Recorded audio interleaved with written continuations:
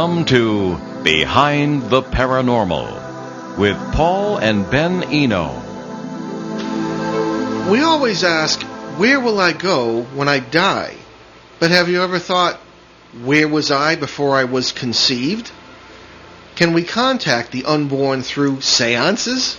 Well, hey there, and welcome to the 156th edition of Behind the Paranormal with Paul and Ben Eno, and our Monday drive time show on WOON 1240 AM and www.onworldwide.com. I'm Ben, and asking those pretty unusual questions was my co-host and partner in the paranormal, my dad. But before we welcome tonight's guest, it is, of course, contest time, as every school child knows. Oh, yes. Okay, so last week's question was, in what American lake does Normie supposedly live? And Carl Solier, am I correct in pronouncing that? I guess so. Yeah. Okay, so Solier from St. John, New Brunswick, got the answer. Lake Norman on the Catawba River in North Carolina. Okay, I think that's Catawba. Anyway, Catawba. Where some of your Carolina ancestors came from on your mother's side. Anyway, well, speaking of lake monsters, let's stay away from that one. Yeah. This week's question is a little tough, because we never ask tough questions on this show. In 1953, writer Albert K. Bender published an account of the Maury Island UFO incident of 1947. That took place in the Puget Sound in Washington State. Now, as a direct result, Bender claimed, he was threatened by what group of men often associated with trying to suppress reports of paranormal phenomena? Oh, and a little hint, there was a movie about it. That's great. All right. The questions are usually really hard, Dad. You know what? I might as well help them out, So if you can people aren't stupid. Anyway, okay. Just don't give me that. The producer just got the answer. All right. Well, you don't count. You're disqualified.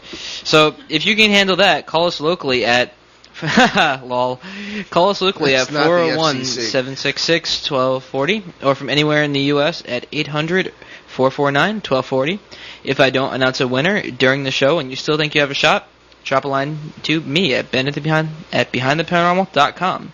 And the winner gets a copy of Hope is in the Garden, and there's a little healing resolution through unconditional love. Right. I was just explaining that there was just a long... sorry. What? It's co-authored by tonight's guest. Very good. Thank you, Ben. You're welcome. Now to our guest. A native of Los Angeles, California, C.L. Talmadge moved to England at age 14, where she spent her high school years in an all-girls grammar school. C.L. returned to the U.S. to attend Bryn Mawr College, graduating in 3 years with an honors bachelor's degree in history. She became a professional writer in 1976, joining the Suffolk County News at Long Island as an associate editor. Under the byline Candace Talmadge, she was a staff or freelance writer for numerous media that included the New York Times, the International Herald Tribune, Forbes, Reuters America, Business Week, the Dallas Times Herald, and Adweek. She has written thousands of business news articles, county government stories, and features. Now she writes political columns for the North Star National, that's www.northstarnational.com, and columns about paranormal topics for unexplained-mysteries.com. More than 2 decades ago, C.L. encountered an alternative healing method called Sunan therapy, hope I'm pronouncing that correctly, that she says enabled her to resolve many of her emotional and spiritual problems. Here's a quote, autobiographical quote, "This therapy also helped me become familiar with the intimate link between energy, healing, spirituality, and the paranormal, and introduced me to some of the past lives and those of family and friends," unquote. In 1999, C.L. co-authored Hope is in the Garden, Healing Resolution Through Unconditional Love, nonfiction about emotional and spiritual healing based on the Sunan method. She is now writing The Healing Circle, It's Never Too Late to Say Goodbye. She is also the author of the Green Stone of Healing fiction series, which explores what happens when politics, passion, and piety collide. More information about C.L. Talmadge and her work is available at www.greenstoneofhealing.com. One word, Greenstone of Healing. And her online writings, of course, as we said, unexplained-mysteries.com and northstarnational.com. And C.L. Talmadge, welcome to Behind the Paranormal. Well, it's good to be with you, Paul and Ben. Thank you for having me as a guest. You're very welcome. I'm just going to tell people our call-in numbers. Right, and it is nationally at 800-449-1240, or locally at 401-76-1240, or 766-1240. Very good. Okay, so if you're stuck in traffic in Providence, Boston, or Worcester, give us, or Woonsocket, for that matter, give us a call and talk to C.L. Talmadge. We got a fascinating topic tonight. Okay, we got a problem here. Okay, we're moving some wires around. Now, CL and everybody else, we're pretty picky about the guests we let on this show. I'm not going to pull any punches about that. And when you first contacted us, my first glance at your info brought the reaction, well, my gosh, here's another medium touting those worn-out spiritualist interpretations of the paranormal. But the more I looked at your work, I said there might be more to this woman. Your work covers many subjects. You're a prolific author in both fiction and nonfiction. Like me, you've had a long career in journalism, real journalism, not public relations. And when we've warned you that we were not easy on 19th century ideas about the paranormal, you assured us that we might be pleasantly surprised, and you yourself seem open to new ideas.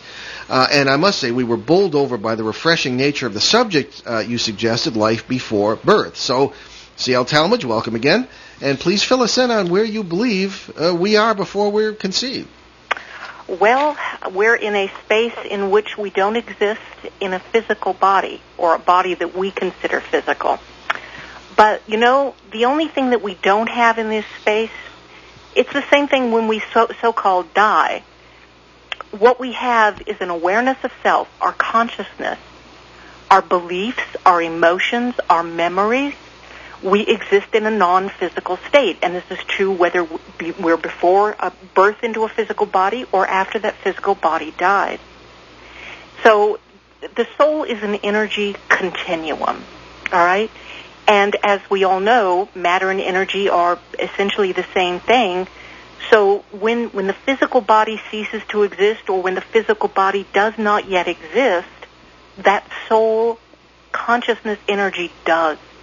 And we are self-aware, and we have purpose and direction, or at least we hope we do, in choosing to come back into a physical body. And I hope y'all are not spoiling for a fight about the 19th century spiritualist practices of seances. No, we just kind of get depressed about it. Well, from my perspective, is they're not necessary. It's all a bunch of gadgetry and hocus pocus designed to, well, in some cases, outright fraud, and there's no getting around that. Oh, now you're talking about, mediums. Oh, I got you. Okay. All right. Seance fakery, all right? Uh-huh. These practices, and in other cases, they're designed to cover the fact that the people holding the seance aren't really sure about what they're doing, all right? Because the healing circle, let's go back. The seance I consider to be a bastardized form of what I personally have found, apart from my own private healing and growth, to be the most potent spiritual experience I have ever had in a group. I mean, if you want to feel the presence of God, if you want to experience the reality of the soul as a continuum before physical birth and after physical death, then sit in on a properly conducted healing circle. You will laugh, you'll be surprised, you'll cry your eyes out, but you will not remain unmoved. And been there, done that. Yeah, and that's the true purpose of what I call the healing circle instead of a seance. It's not the phenomena, it's not the floating horns or the disembodied moaning and groaning. It's not to find out, where Uncle Paul has the cash stashed after his death. Well, I wish somebody would tell me. Although that can be helpful in certain circumstances.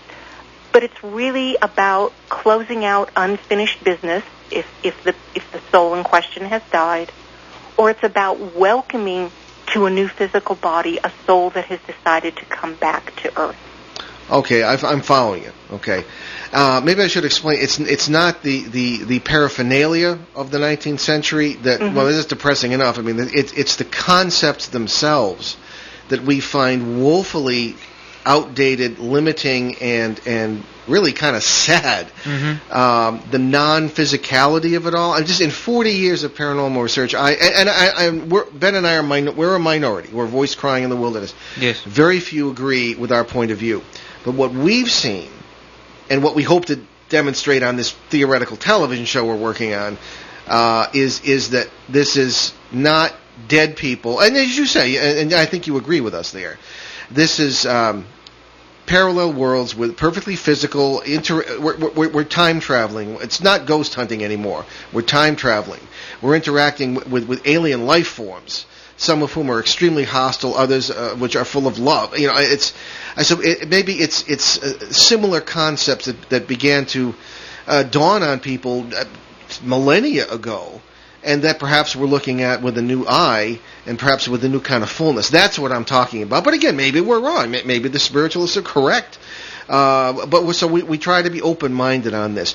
Let me go back to the next question. I don't want to step on Ben's questions here, but just as you described the reality as you see it and as you experience it, how do you know all these things? How do you know that somebody has a self-awareness?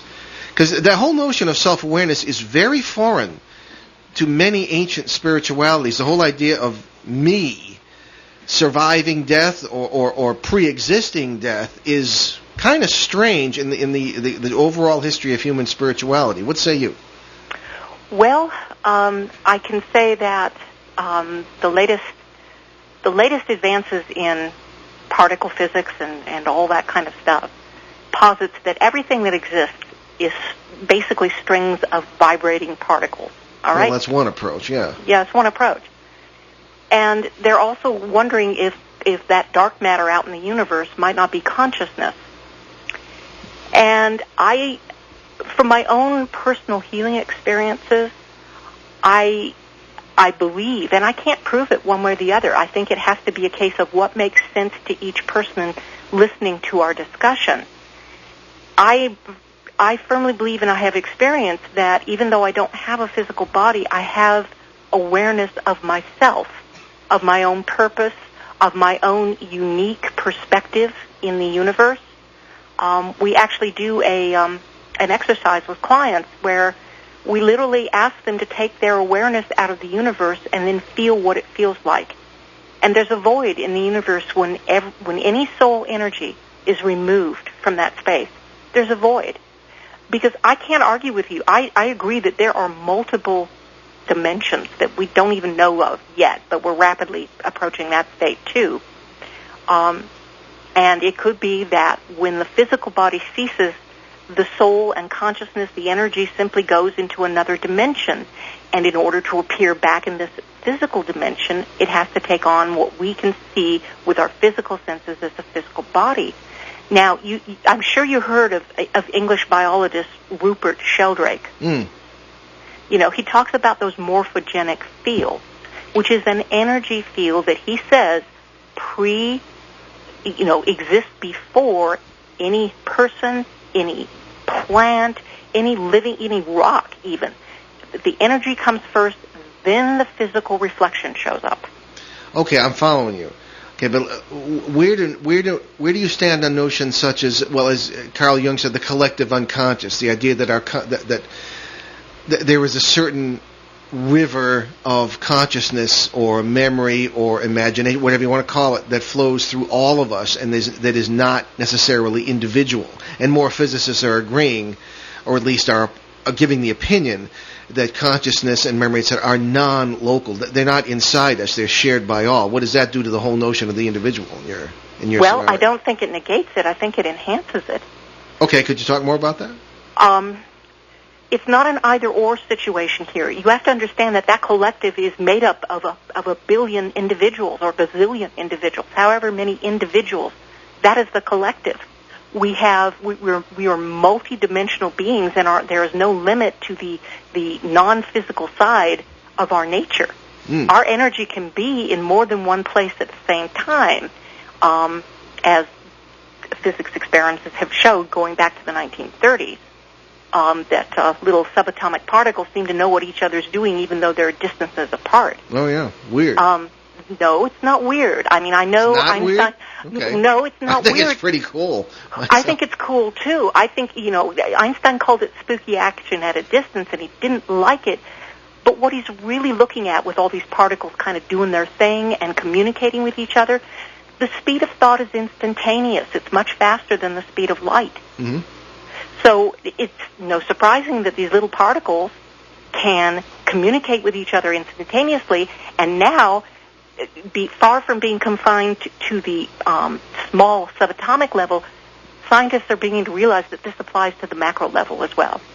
That's been the big question since the 1970s and before, because much of what you say started to dawn on me in my own terms maybe by the late 1970s, because what I was seeing in paranormal cases just didn't add up if you looked at it the old way. And I said, aha, and this, I began to think of it in many of the ways you have described. But scientists would often disagree on, okay, it's happening on the microscopic level. Does that mean it can happen on the macroscopic level? And I say, yeah, I'm seeing it in the trenches myself. I'm going to let Ben get a question in here because I'm monopolizing the conversation. It's fine. Just don't worry about it. Okay. Thank so you, we're dead set against seances, but you say you use them to contract the unborn. How does that work? Contact, yeah. And you used a different word, which I felt more comfortable with. The healing circle. Yeah. Okay. And the purpose of it is just that. Sometimes when a woman is pregnant, she has questions or concerns, or she is not sure she wants to continue with the pregnancy. And what a healing circle does is create a very loving space with 6 people or so, even smaller. You can do it with as many as 4, as few as 4 and as many as 8. But you get the woman together and you assist her in contacting the soul of her unborn child and allowing her to decide for herself whether she wants to go through with the pregnancy or not.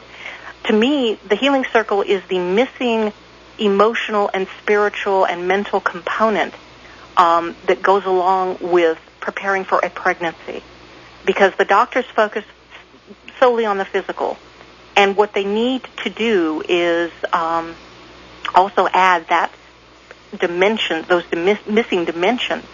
One of the examples that we have in this book that we're writing, the couple is Mark and Rondi, and I was interviewing them, and they said, having gone through, they had twins, and Rondi was at 40 at the time, and they were both very concerned for many reasons about her health and about the delivery. So we conducted a healing circle for them, and we met the twins.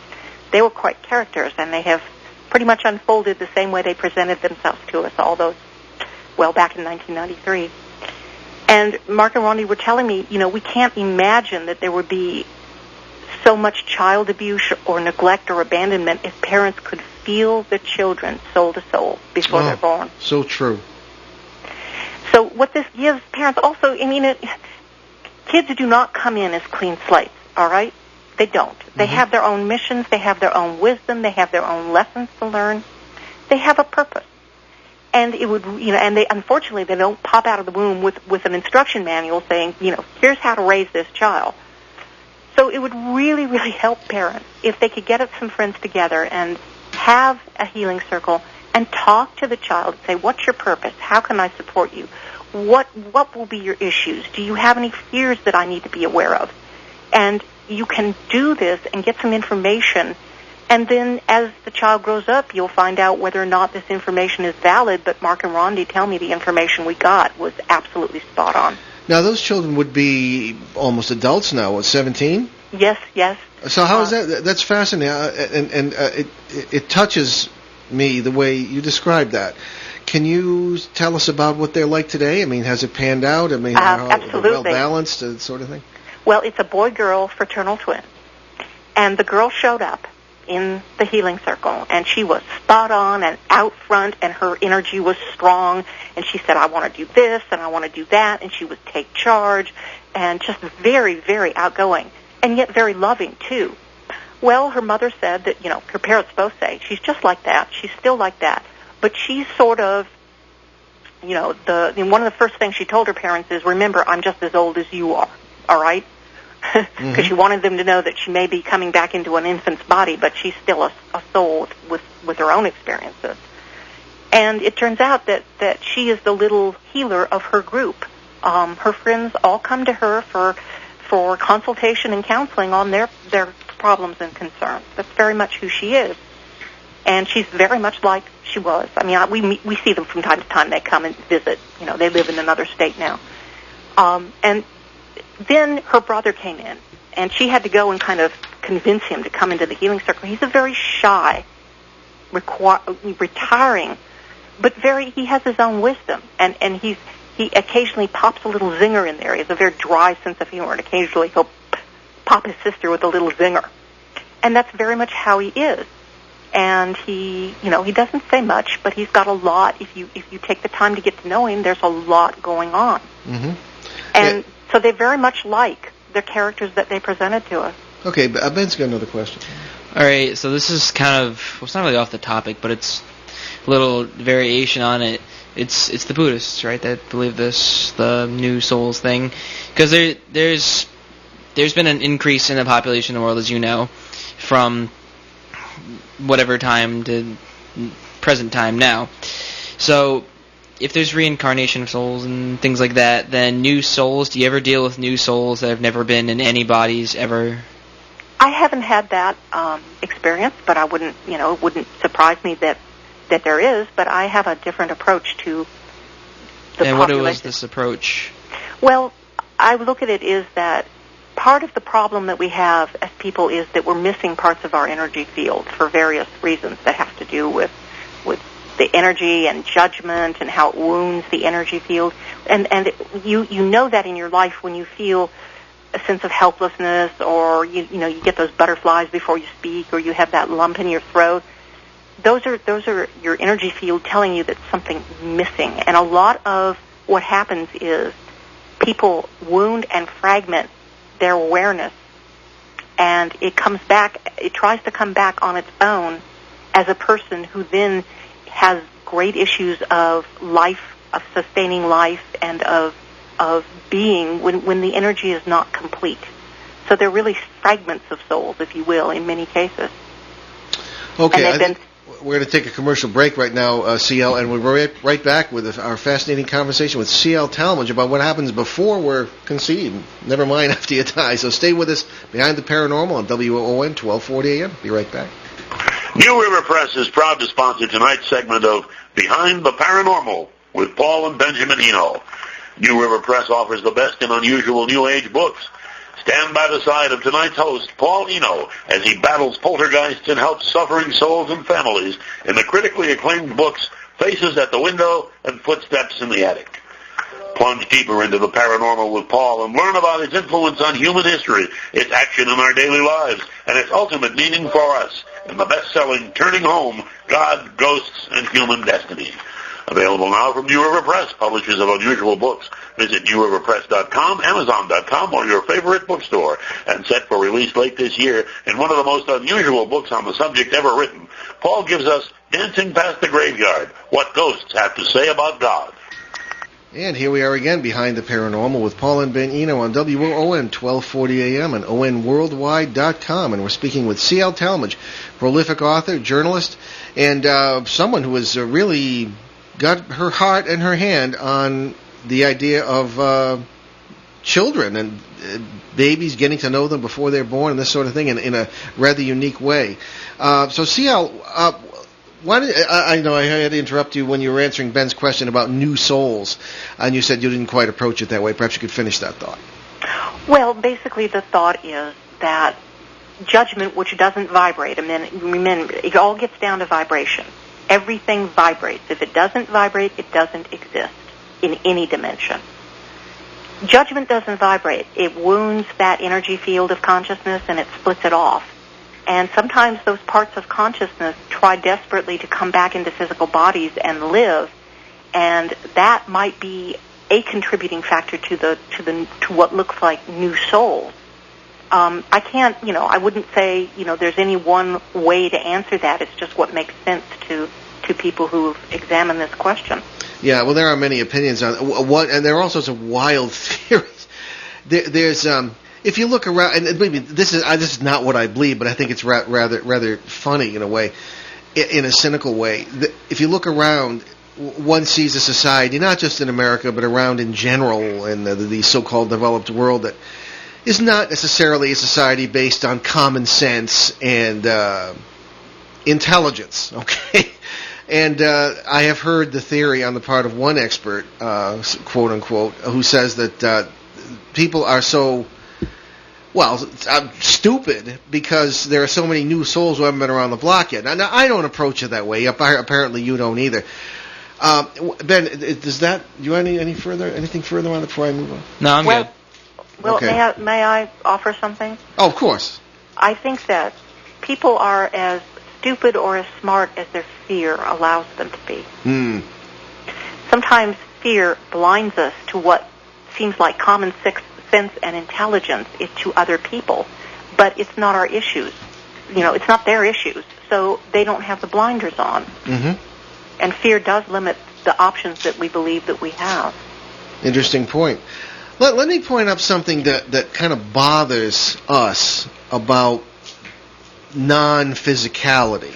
Okay, now my degree is in philosophy, so I think back to Plato and Aristotle, and Augustine, and the whole development of the Western idea of matter versus, if you want it, people say energy because it sounds scientific, but I suppose you could say matter versus energy or matter versus spirit, really.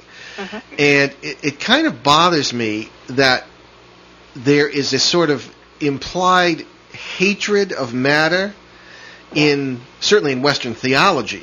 Yes. And in Western thought in general. Because, you can't... the definition of matter has been changed over the years. Matter to them means like, I own this, and this, but everything is matter, I guess. Material stuff is just the world around us. Well, C.L. and everybody else, is certainly right. Matter and energy are really different forms of the same thing. Yeah.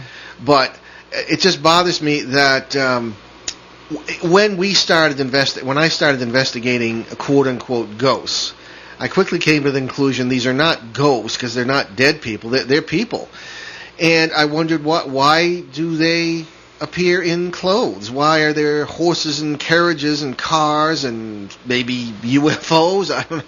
All part of this scenario. Are there ghosts of wagon wheels and whips and things? These are things that I've experienced personally. You couldn't see them, but they're going by right in front of me. And I began to realize, at least in my opinion, that these are entirely physical beings in their own worlds. Sometimes we see ourselves in these worlds. And not to lecture you, but just to get my point across, what bothers me about the pure spirit idea is that how can we be ourselves with all our memories, with all our self, with all our sense of self or individuality without our bodies or without some bodies? Because I think the body itself doesn't die either and is shared across the worlds as well. That's perhaps one way to explain it. Maybe I'm wrong. But I'm very uncomfortable with the notion of just some spirit, like half of ourselves having all our memories and having everything self-contained. That bothers me philosophically. So what say you? Well, let's go back to your statement about how you perceive some hostility in the Western tradition to the notion of matter. That's because the Western tradition they judge against matter as a fallen and corrupted state. Exactly. And that's the effect of judgment on their judging against themselves. But you rarely realize that you've judged against yourself. You always project that outward, and it really, and I think Arthur Ford, a famous medium, said it very well. He said, "You don't get no smarter just because you crossed over." That's right. I see that all the time. So the idea that somehow when you die or before you're born, you're somehow this wise, perfected, all-knowing being is, in my opinion, not accurate. I agree. Okay, we are the same whether or not we possess a body that our physical eyes can see, because I believe that no matter where we are, physical, non-physical, whatever, we always have bodies. We always have soul energy. We always have consciousness. We always have awareness. We have feelings, thoughts, beliefs. But what we're lacking when we quote-unquote die is simply a physical body that anchors our energy into this particular reality. So I'm perfectly comfortable saying that where the body goes, or where the self goes after the physical body dies, is simply into a parallel universe. And you have to understand, Paul, that when people die, they often don't recognize their physical bodies are dead. They literally don't recognize it. Well, that's because they're not, in my opinion. I don't think the physical body dies because you're existing in, because parallel dimensions and other worlds are not the same thing. But you're existing in billions of these worlds already. Again, this is my opinion and my experience. You're existing in billions of these worlds already in various forms of physicality, as you said. So you don't believe you're dead because you're not. There is no such thing. Well, and we're really arguing the same thing. We're not really arguing. I mean, no. You're right. There is no such thing. But there is the fact that the physical body that the rest of us see dies. Well, the leaf falls off the tree. I mean, so what? Yeah. Well, but that is a very, very scary concept for most people. Because because of our own sense of self, which as many of the Eastern mystics will say, and the Eastern physicists as well will say, the sense of self is simply an illusion. It's a sense of self-reference. Well, I think the illusion is real. I personally like my sense of self, don't want it to go away. Not really wanting to get back to God, but I certainly do want to converse and feel God's love. Well, I'm glad you mentioned God, because that was one of the next questions. Although we wanted to, before we get to God, I wanted to just get the idea of your idea of death. And I agree that, as you explained it, I certainly agree with it. I mean, you pass to another dimension, that you kind of make your own bed. And you know what do things do in nature? They take the path of least resistance. I mean, if you are a selfless, and that's an important word, selfless person here in our consciousness stream, you will remain so, I think, as you go to where you already are in your subconscious life, which is, I think is the parallel conscious lives, and that's what happens. And I think it's rather elegant, frankly, if that's what happens. You know, what do you think? Well, I think that the essence of your character, your being, okay, doesn't change because you lose the anchor in this reality. All right? Yeah. Oh, yeah. You know, whatever you are when you die, you will be in your next phase of existence. All right? That's just it makes perfect sense, because nothing really changes except the physical body that anchors your awareness and energy in this world ceases to function. So whatever's left goes elsewhere, and it can't be destroyed because it's energy. Now, it's a very special kind of energy. It's not the energy that scientists refer to. I mean, the scientific definition of energy is the ability to do work. Right. Well, the Newtonian idea, yeah, okay. The Newtonian, the traditional definition of energy, although the particle physicists are busy tweaking with that. Yeah. But to me, the spiritual / paranormal definition of energy is the ability to love. Mm-hmm. Well, that's what I wanted to get to. What is the relationship between spirituality and the paranormal? But first, I wanted to get to God. I mean, God to us is pretty central. And what does God fit in all this? What is the elegance of God's creation? You know, he, she, it, or them is breathtaking, to say the least. But what's your view of where does God fit here? Quite nicely, actually. Yeah. Because remember I talked about energy vibrating? Yeah, well, yeah. You absolutely. Can think of God as the highest, finest, lightest, fastest vibration possible at any given instant. That's God. Yeah, that's as good a way to express the inexpressible as any other way, I guess. Mm-hmm. Yeah, I just I respect that. I think that's I don't know our approach, because I spent 10 years in Christian seminaries, Catholic and Orthodox, and I kind of came to the conclusion that maybe some sort of pantheism is not a bad idea, you know. But anyway, I think certainly the motto of this show is everything you know is wrong, and so all we can do is keep our hearts and our minds open, I think, to ideas that are good. Well, you talked about pantheism. Another way of saying that is that there are many, many aspects to God. Mm-hmm. You know, the masculine aspect, the creator aspect, the feminine aspect. Absolutely, yep.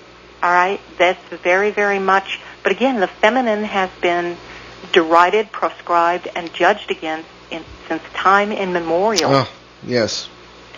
And that's why, traditionally there can't be anything feminine attached to God, or your eyebrows go through your hairline there, because that's just not acceptable. Well, the people won't let her go. The Virgin Mary. Even I'm sure you're familiar with the idea that, and I wrote about this in my last book. That not to get off the subject of it, but Muslim women who want to have children and can sometimes get in trouble if they don't.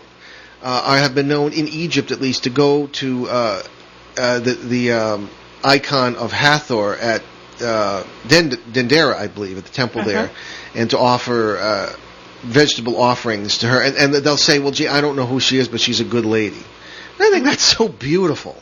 Right. And I think the people won't let her go. I think that's an excellent idea, Yeah. Hathor has a power all her own, and again, it's about the female side of God. That's right. Which there is, because God is all. And she was there in the ancient world, the Shekinah. Mm-hmm. I don't have to tell you this. People might not. We've done whole shows on ancient ideas, ancient paranormal influences and ancient ideas about God and this sort of thing. But the feminine will not be squeezed out. No, and it's healthy that it's coming back. Absolutely. Because the feminine is also about energy. Feminine female energy is attracting. It's its own. It's magnetic. All right, which is what makes it attracting. Mm-hmm. Now, in the male-dominated lexicon, this is called seduction, and it's criticized. But these days, people are all going around running with the law of attraction. Law of attraction. Why can't I attract? Well, you really haven't opened up your emotional, magnetic, attracting female side. Mm-hmm. It's all closed down and judged and hushed away. Lack of balance. Lack of balance, yeah. Exactly. When, we have a lot of Christian listeners who get very upset with me because I spend so much time in the seminar, but I don't repeat their particular view very often. It's when you look at the names for the Holy Spirit, even in the Bible, they are feminine words, Sophia in Greek, and it's just something that I think the ancients were aware of. They weren't very like much. us. Very much. Yeah. So anyway, that was interesting about our subject, but you're the sort of person who carries us along with a fascinating conversation. Okay, Ben, did you have anything that comes to mind before I continue here? No, go do your thing. Okay. Thank you very much. Ben's a man of few words sometimes. Okay, can you give us some more cases you've run into, such as the one you referred to at the beginning of the show, working with couples and the children who resulted and you've contacted? Well, the healing circle is also very good for when a woman has an unplanned or unwanted pregnancy and she needs to make a decision. All right? And this is, an unwanted pregnancy isn't just a physical crisis. It's a mental, emotional, and spiritual crisis, too. So it can be very helpful for her to speak to the soul, and what she can do is either decide that she wants to go on with the pregnancy.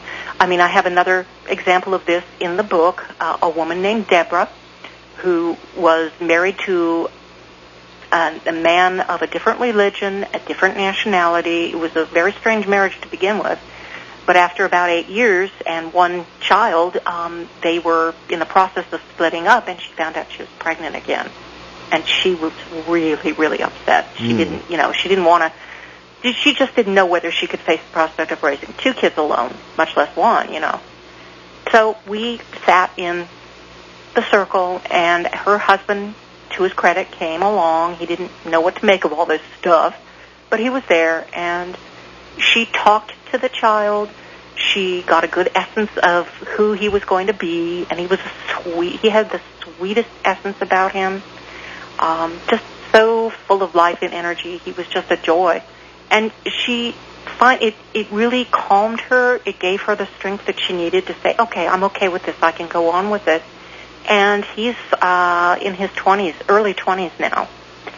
And, she was, I've talked to her, from time to time.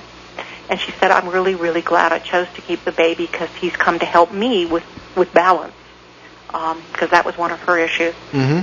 But this gave her, it's one thing to have an intellectual discussion of this. It's an entire thing, again, to feel it in your heart and get some information that you can't get any other way. You know, when you speak, I think of, not to embarrass my son, but my own love for him. He came along unexpectedly, and you sneak right up on us, Ben. And the incredible, inexpressible blessing he has been. And that I see him becoming for many people through this little show of ours. I mean, you know, we supposedly have a lot of listeners. I hope that people enjoy it and that we do some good. But we cover subjects together that I like to think do something for fathers and sons and parents and sons. I'm sorry, but so just what you say touches me because of my own experience with my son. Well, what I haven't said and what I intend to write in this book is that being part of that circle, even though it's not your child, it kind of bonds you to that soul because you meet that soul just in an unalloyed way, and you really do. You find yourself caring about those kids. You find yourself, I haven't had a chance to meet him yet in person, but, we keep in contact with his mother, who has since remarried, and we keep in contact with Mark and Rondi, and they're twins, and it also gives you a sense. I really hope that people will do this because it's hard to remain a stranger when you've met at that level. Yeah. It's really hard. Let me ask you this, C.L. Have you ever encountered, and I have a personal reason for asking this, have you ever encountered, had the experience with meeting the child, and then there's been a stillbirth or a miscarriage, and the child has not been born into this particular reality? Yes, actually, that has happened. Because what you can do with this particular process is, if the woman, and I've sat in on a couple of those, if the woman decides to not carry forward the pregnancy, she can simply ask the soul to vacate, and it will withdraw its energy from her womb, and what will happen is a miscarriage. That's an interesting approach. Well, I meant more let me tell you our experience. There has been a presence in our lives for our family, immediate family, for a very long time, and it slowly came. People would meet us and say, we have 2 sons, and people would say, "Oh, you have 3 children." I just get the impression we had 3 children. Well, it finally dawned on me. Give me the time, and I'll finally get the answer. That this is an unborn child whom we miscarried, our first one in 1981, and he is present as a tremendous guardian, because in other worlds, that's my interpretation, in other worlds, physical, where he was born and grew up, and in many of those worlds, you're aware of the other worlds, just like, we're aware of night and day, and it's a tremendous, it's an amazing experience, and he's there with us, so we're like a family of 5 instead of a family of 4. Well, his name is Gregory. That's what we're going to name it. Well, sometimes when there's a miscarriage, the miscarriage comes when the soul energy is withdrawn for whatever reason, all right? That can happen. And sometimes a soul changes. It's like crib death. Very often, crib death is caused by a soul coming into a physical body and realizing, whoops, I've made a mistake. And the soul withdraws from the physical body, and the physical body dies, which is, of course, extremely traumatic for parents. And what happens is that you get the energy, the soul decides, I'm going to be better off not coming into the physical at this time. So obviously Gregory, that energy, loves you, wants to be with you, but wants to do it in the parallel world or the other dimension. Mm-hmm. And that's why that presence is there. Yeah. That certainly seems obvious to us. Well, I'm afraid, I hate to say it, but we're running out of time here. Ben, did you have any further questions here for Sam? Nope. Okay. Well, you said you were going to be a pleasant surprise, and I heartily agree. It's been a wonderful conversation, and I hope you'll come back. Thank you. But first of all, before we go, I want you to tell everybody about your books, where they can get them, your website, how they can reach you, et cetera, et cetera. Well, the Healing Circle is not yet written, but if you're a Facebook member, just search for the Healing Circle and look for the page with a group of young people sitting on grass. That's the Healing Circle, and you can like it and stay up to date on what I'm doing. Mm-hmm. My fiction is available at www.greenstoneofhealing.com. And if you're interested in doing healing circles or some of the therapy that we've kind of referred to obliquely, you can go to www.sunan.com. Oh, so I did pronounce that correctly. Yes, you did. Okay, good. It's Hopi for harmony, by the way. Hopi. Okay, very good. Mm-hmm. All right. Okay, well, thank you so much for being with us, and best of luck with your work. And we're going to remain in touch if you don't mind. And I would love it. That would be great. Well, thank you again. Have a good evening, you two. Okay, very good. You too. Bye-bye. All right, bye-bye. Okay, C.L. Talmadge, ladies and gentlemen. And we've got some emails to go through here because they're starting to pile up. And they're on various subjects, but all very interesting, I think. Here's one from Renee, and she does not say where she's from, but she has a question. I just ordered your book, Turning Home. I just buried my dad about a week ago. You mentioned on your website, with 3 mediums you trust, could you please email their names or web info on them?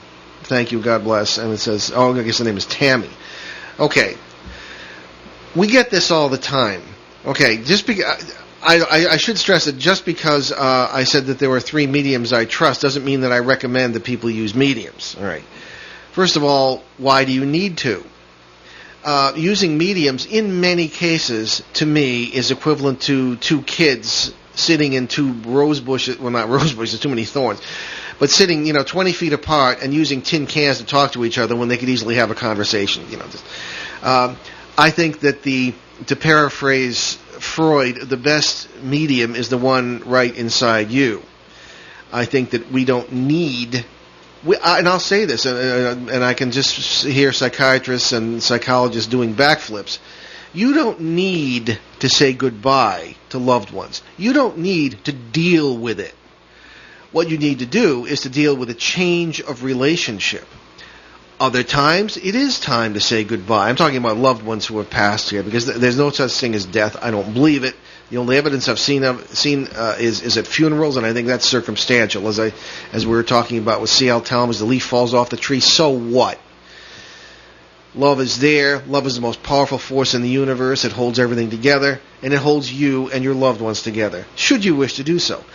There are times when people simply have other jobs to do. They've moved on to other lives, but somehow you're always a part of that life because the love is there. So I would say, I don't know if I'm going to recommend any mediums to you, Tammy. There is one who sort of knows a lot of them, they have abilities, but they don't really understand what they're seeing. It's like seeing, you're driving along the road and you see something on the road, and the person you're with says, that's roadkill. You say, no, it's not. It's a pile of rags. And you get there and it's neither. Well, it all depends on your interpretation, and I think some mediums just don't get it. They're stuck again in the 19th century, and I think that's a problem. However, I will consider sending you the name of one who might be able to help you, but I don't think you need this. As long as you have your heart and your brain, you can the person is still there. So, and your dad in this case. So I will write to you more fully privately about this, but I did want to answer that because it's a very, very common question that we get. Here's a very interesting one here from, this is from, C.C. Carroll, who is a television producer I know, and she's in Merrimack, New Hampshire, and she said, I've got an experience to share that happened to my mother. She was reading one of her romance novels one night in the living room when suddenly she heard a faint whisper calling her name, which was Myrthala. A name I've never heard, but rather rolls off the tongue. She thought nothing of it and continued reading her novel. Then suddenly the lights went out, and these shadows began pulling at her face as if trying to remove her skin and choking her. I might have been out the door by that time. This continued for about 3 minutes. Then the lights came back on, and she said, quote, God, please don't let this happen again, unquote. Right after she said that, the lights went out again, and the shadows were much more violent and aggressive that time. She began to pray, and it stopped. The following day, she saw a priest who told her that this was more common than she knew and recommended that she read certain parts of the Psalms before bedtime every night. Not a bad idea. I love the Psalms. They're not depressing.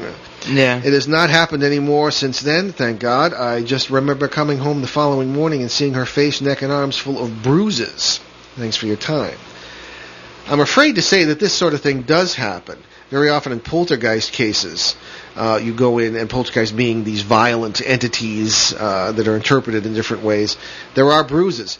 It used to be simpler because today you go in and the father says, well, hey, look what the ghost did to my son. Well, you have to call child services because more likely the guy did it to his son, but terrible thing to say. But there are legitimate cases of paranormal injuries. I have been injured myself in poltergeist cases on several occasions. So as far as how to interpret this, what do you think, Ben? Well, I don't know. First thing that came to mind was like The Exorcist, and there's only 13 exorcists in North America today, something like that. I don't know. In my day, each Roman Catholic diocese had a priest who was more or less trained in the paranormal, or their narrow view of it, and would be available to assist others should they get to him. And it was not easy to get that far. In other churches, it's a little easier because it's not as institutionalized. But then again, there are always preconceptions and lack of knowledge. And I don't know. I can think there are probably about 3 clergy in North America I can think of whom I'd work with who actually know anything about the totality of what this all means. Yep. This seems to me to be obviously parasite attacks. One thing that I've noticed, and I think you maybe noticed too, is that people never tell you everything. Yeah, if this has happened before, or if any neighbors have experienced it. Yeah, if they're messing around with Ouija boards, or if they're doing things they shouldn't, or if the neighbors are, whatever, it's a long process of finding out what is really going on, because there might be a clue that would come up, something that someone has done, circumstances on the property, and say, aha, well this could be a reason. All right? What was that case that came up just the other day? The main case? No, it was one in which someone was telling me a story such as this, and then it turned out that the parents had been involved in some really negative cult. Right. Previously, and then bingo. Duh. Here's your beginning of your problem. Okay, well, we're going to be. We got to 2 of these anyway. I'll be in touch also with CC on that. So why don't we close out here? I'm sorry to say, another. Got to pack in show, all the props. Yeah, pack up the producer for next week. So anyway, many thanks to our producer, Craig Pelletier, and we'll see you next week, Monday, July 26th, right here on onworldwide.com and WOON 1240 AM, 6 p.m. Eastern, 3 Pacific, when we will welcome Dr. David Luke of the University of Greenwich, England, for a discussion of a most serious topic, drugs and the paranormal. And no, we don't mean Tylenol. No. On our regular... I'm sorry, this is your section. Yeah. On our regular Sunday show on July 25th, 7 p.m. Eastern, 4 Pacific, on CBS Radio in Boston, Detroit, and Seattle, and online at www.newskyradio.com and at www.parax.com. And we'll take a look at psychic kids with our good friend, British researcher and author Cassandra Eason. And check out our show website at www.behindtheparanormal.com and your local radio schedules for CBS stations that carry our show and the websites where you can hear us from anywhere. And remember, you can always get our free podcasts from our show website, along with guest information and show schedules at www.behindtheparanormal.com. Okay. And we got time for a long quote today from that good old jolly guy, the playwright Henrik Ibsen. Not our favorite playwright, but anyway, from his play Ghosts, quote, I am half inclined to think we are all ghosts, Mr. Manders. It is not only that we have inherited from our fathers and mothers that exists again in us, but all sorts of old dead ideas and all kinds of old dead beliefs and that kind of thing. They are not actually alive in us, but they are dormant. All the same, we can never be rid of them. Whenever I take up a newspaper and read it, I fancy I see ghosts creeping between the lines. There must be ghosts all over the world. They must be as countless as the grains of the sands, it seems to me. And we are so miserably afraid of the light. All of us. See you next week. Return to this radio frequency 167 hours from now for another edition of Behind the Paranormal with Paul and Ben Eno.